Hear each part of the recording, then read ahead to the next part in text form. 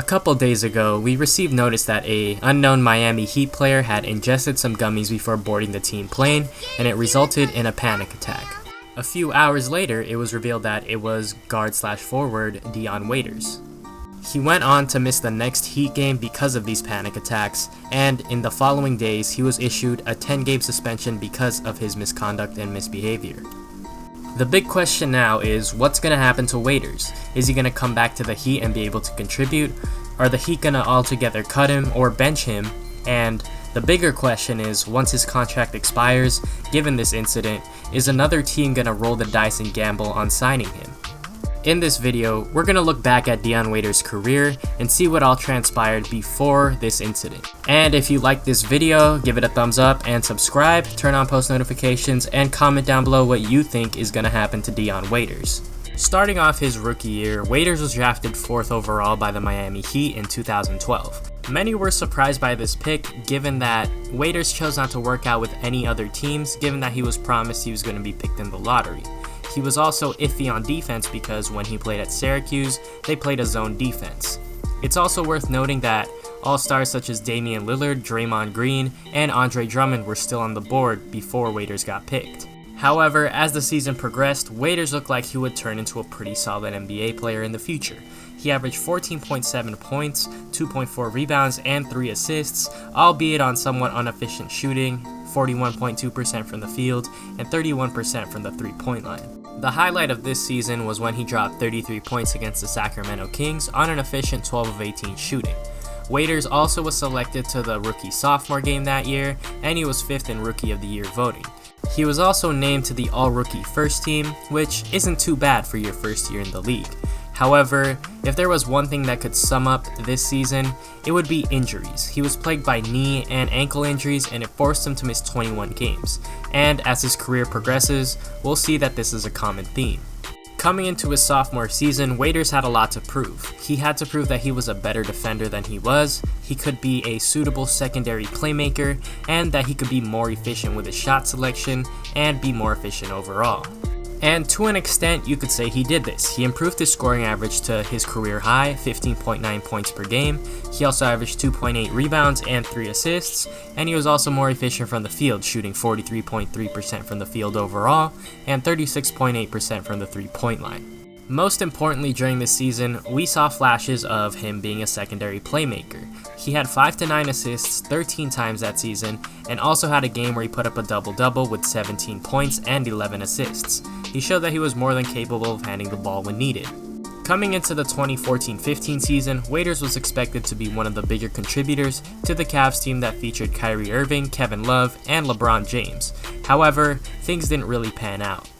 His ball-dominant style and his ineffective shooting just weren't working for the Cavs, so 33 games into the season, he was traded in a deal that sent J.R. Smith to the Cleveland Cavaliers. Waiters was then sent to the Oklahoma City Thunder, where he would be a vital bench piece to Russell Westbrook's first near triple-double season, where Kevin Durant was injured. However, unfortunately for Waiters and the Thunder, they weren't able to make the playoffs that year, as they lost the tiebreaker to the New Orleans Pelicans. On the year, Waiters' numbers significantly dropped. He averaged 11.8 points per game, 2.4 rebounds, 2 assists, on an inefficient 39.6% from the field and 29.7% from the three-point line.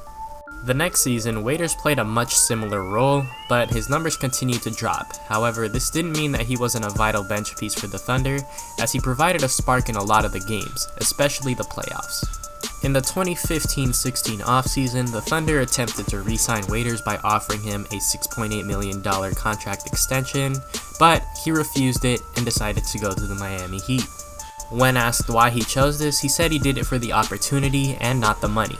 And once that season began, it seemed like Waiters made the right choice. He was balling out on the Miami Heat, and in fact, one week he was the Eastern Conference Player of the Week.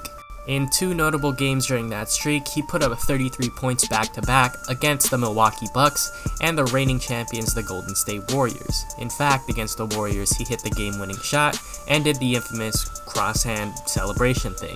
During that week, he led the Heat to a 4-0 record and averaged 23.3 points, 5 assists, and 4.5 rebounds. However, unfortunately for Waiters, the final 13 games of the season, he had to deal with an ankle injury, and the Heat missed the playoffs with a 41-41 record. However, unfortunately for Waiters, this is where everything began to go downhill.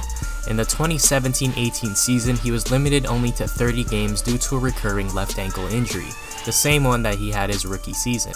And when he came back in the 2018-19 season, he was severely overweight and he only played 44 games. Now, we're in the present 2019-20 season, and the big question is, what's going to happen to Waiters after his suspension is done? In my opinion, I think the Heat will continue to play him, but they're going to look to shop him as well. I don't think they want that type of energy in their locker room, and I don't think it's very beneficial to their team. One team that I do think should trade for Waiters is actually the Los Angeles Lakers. They need to get rid of Kentavious Caldwell-Pope as soon as possible because that man is a walking brick.